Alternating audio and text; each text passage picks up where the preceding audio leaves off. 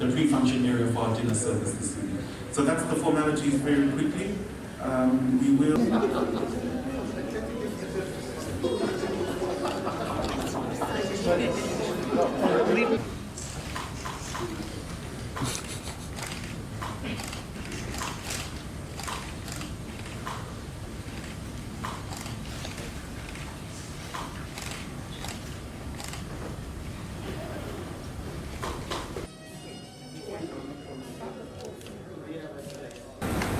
Our partners from JEF, UNDP, SPC, ambassadors, various leaders and managers from the diplomatic corps, and our delegates from various countries and nations, other JEF agencies, CSOs, NGO leaderships, permanent secretaries and ministers, ladies and gentlemen, Gula, and welcome here this evening to our shores in Fiji. I'm greatly honored to be here this evening to welcome you and officially be a part of this launch of this major agreement for the government of Fiji. It's a great honor in doing this, and in that the government of Fiji has strived for a while now to bring about life, wellness, safety, clean and health to the ordinary Fijians. This project, funded by the Global Environment Facility, marks yet another successful endeavor of the government to ensure that our economy is vibrant, resilient and sustainable in years to come. Ladies and gentlemen, the launching of this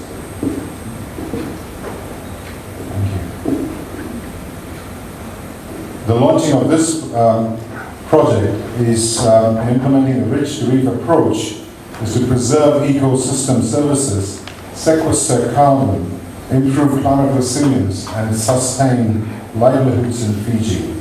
And this is a landmark achievement for a partnership of not just one or two, but several agencies put together, of whose presence I acknowledge here tonight.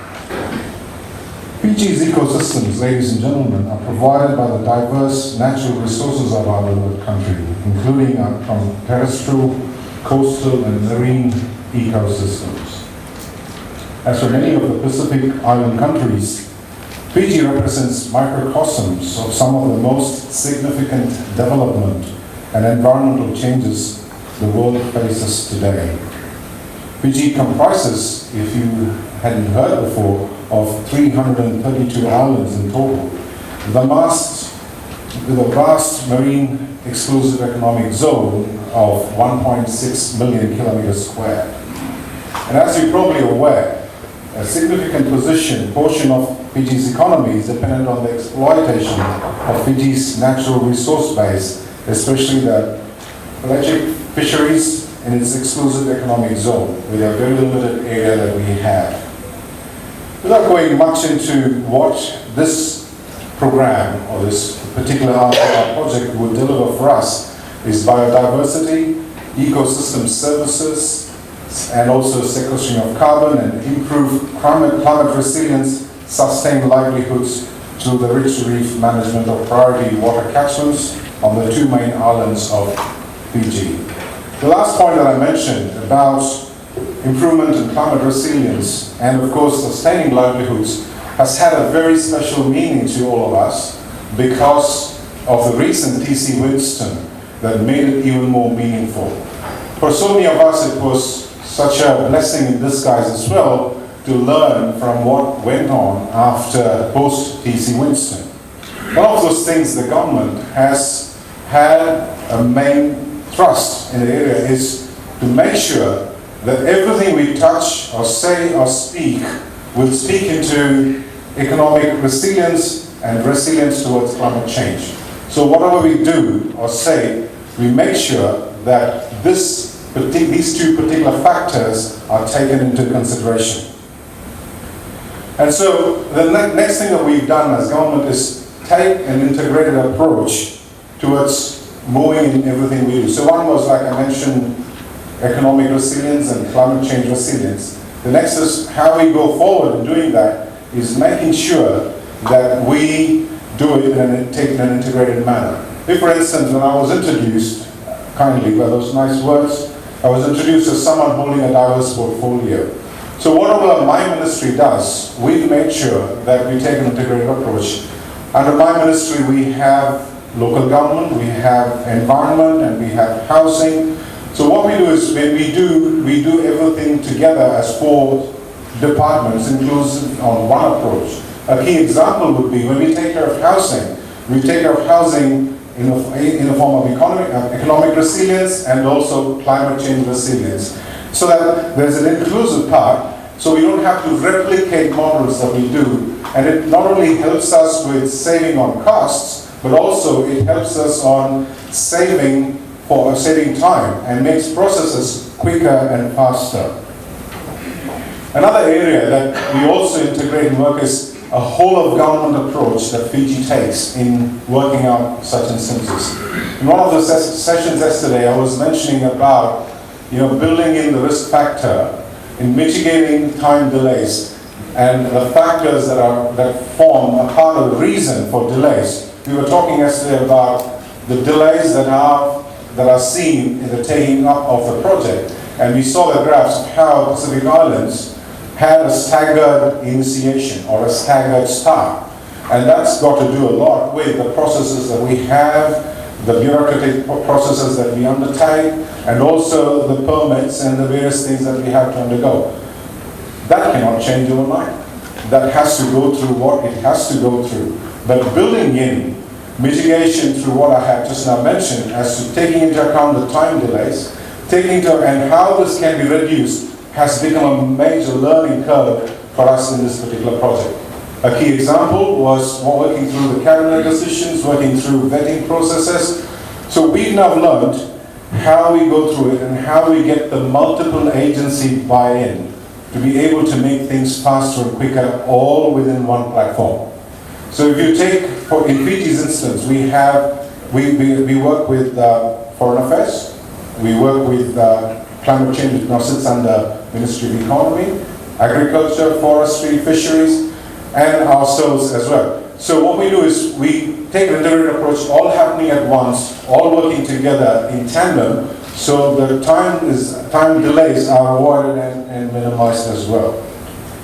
And going back to what I was saying in terms of Fiji's situation, ladies and gentlemen, what has happened is we expect through this project to ensure that our domestic water supply and quality is improved, and improvements are mainly seen in poorly maintained infrastructure that have been there, and improperly treated water releases, and of course poorly sited toilets and overuse of fertilizer in upstream communities.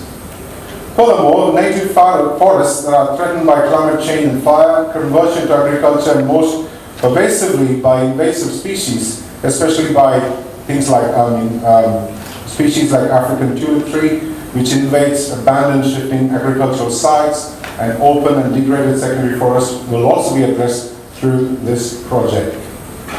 Tourism is Fiji's major foreign exchange earner, with visitors spending close to 1.5 billion Fiji dollars a year per annum. And also we have about 600,000 visitors per annum visiting our shores, which is about close to 2/3 of the population of Fiji. And like I said, agriculture also contributes to a good part, and it's 28%. And Fiji's island ecosystems and species are unique here. And they include like the Polynesian biodiversity hotspot, and Fiji is one of them. And it's considered to be one of the most threatened of the Earth's 34 biodiversity hotspots seen today. And the remaining forest areas that we have been the highest priority for protection in the past 15-20 years. And diversity in ecosystem ranges from significant areas of natural forests to a wide range of marine ecosystems with extensive areas of mangroves and coral reefs. These diverse systems are a haven to great biological diversity, which is economically and culturally important to all Fijians. With these kind of challenges, ladies and gentlemen, that I mentioned just now, how do we go forward and address them? And the government of Fiji can never do it on its own. It needs much valued support from, of course, donors and partners, and all of you who are here with us today to celebrate this agreement. We not just welcome you, but we gratefully thank you for your support given to us. And without your partnership, we couldn't have come to where we could have come today. And your role here has been major in ensuring that we work together going forward and in future as well. Our partnership is always based on understanding, and it's based on equal resources. One brings in financial resources while the other brings in intellect, or the other brings in the work. So there's a balance in the way we approach forward. I've got all of you partners here, so you know through the tough, difficult, as well as the lighter, nice moments that we've gone through in the last few months in getting paper documents, paper pushing done in fairness to all of you and the hard work that's gone in. When there is a proper balance, when there is a role definition, things move forward. When there's a confusion in roles, then things get delayed. I mean, I'm reminded of a jocular story that came. This was the 19th century. There was a man who was walking on the road and he met a friend of his. And he said, I'm about to get into business. And his friend asked him, what kind of business model is that? And the man said, it's a business partnership for 3 years. And he says, what's your role in it? And his man replies and says, well, look, my partner's role is to bring in the money. And my role is to provide him my expertise. But he didn't stop there. He said at the end of 3 years, the experience becomes his, the money becomes mine. That's not true partnership, is it?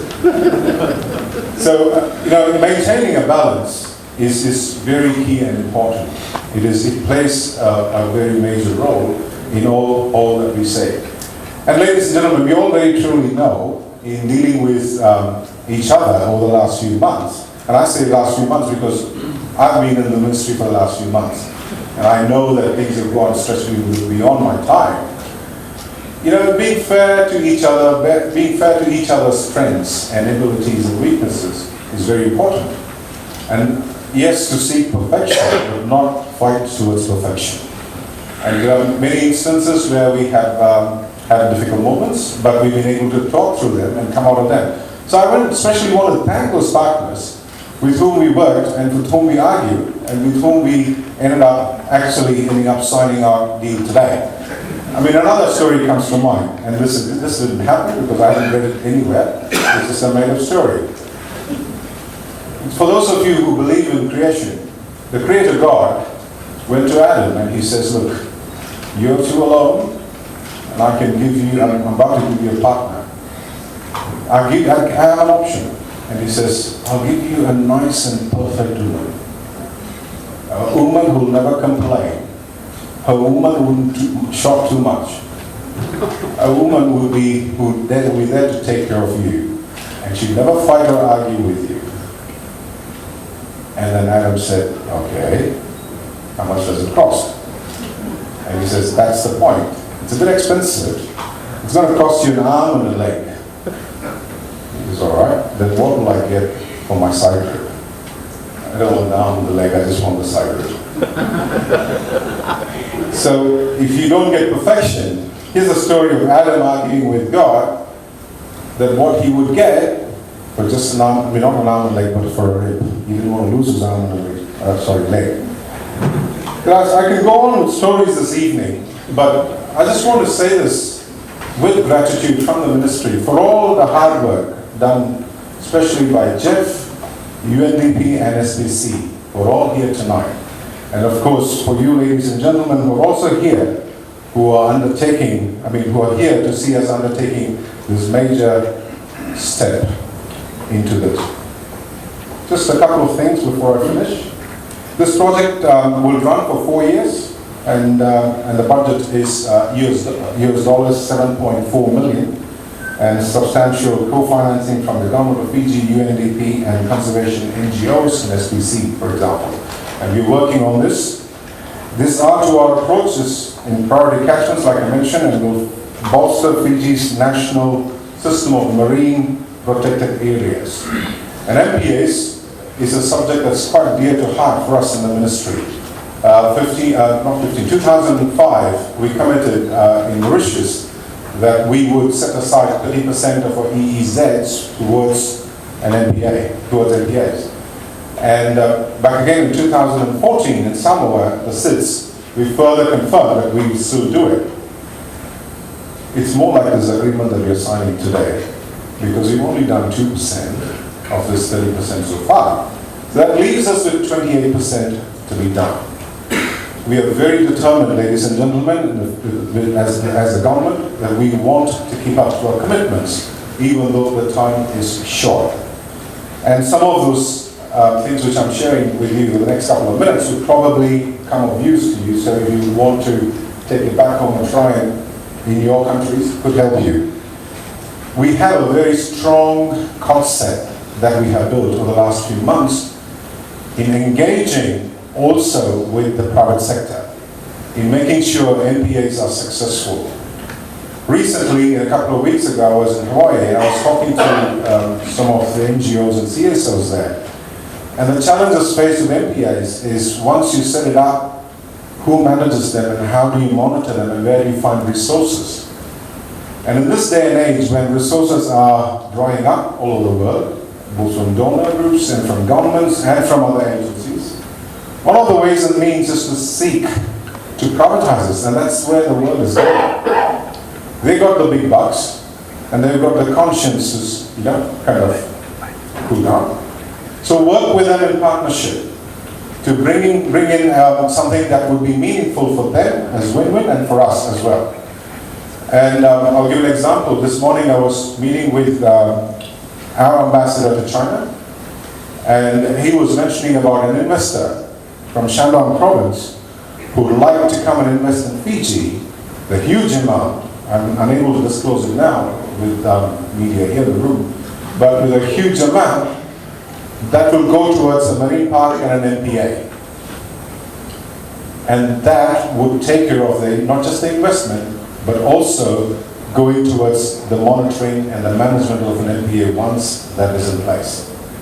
There are various categories that we are working in Fiji towards the MPA. So things like that would need a start and a kickstart. We're so thankful to Jeff and to the agencies who are helping us implement. So going forward, monitoring and management is taken care of. Or should I even say that here? So I cut myself off future funding from Jeff. One of those things that we have seen here is, before I close, finally, is being able to understand. And I hope we are able to communicate, and our communication is both told and untold, and gossip are taken in the right spirit, and we follow the true spirit of making this agreement that we signed tonight a reality and for all of us. I'll close it with another joke. There was a man called Paul. If there's anyone in Paul, room in this room named Paul, please don't get offended. It was just picked out of thin air. He had a terrible eye twitching problem. His left eye was always twitching. So he went to see his doctor, and he says, "Doctor, I have this twitching problem." And the doctor told him to go buy aspirin and take aspirin. And 2 weeks later, Paul went back to the doctor. And the doctor said, "How are you, Paul? How are you getting on?" And he says, "Can I see your insurance papers?" So Paul took out his insurance paper. When he took out his insurance papers, by mistake, male enhancement capsules started falling on the ground. And the doctor said, "You got this problem as well? I didn't know." He says, "No, doctor. Have you tried going to a pharmacist to try and buy something while the eyes are twitching?" So he bought something else instead of aspirin. Let our communications, verbal, spoken, unspoken, gossip, let it all take us forward in a true sense of agreement. Thank you once more and welcome you all.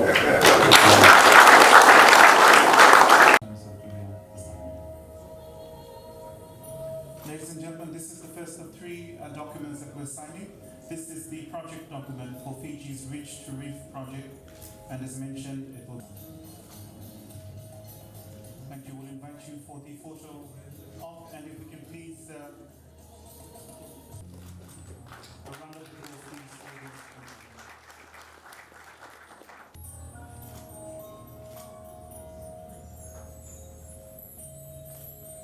On this region, Ridge to Reef.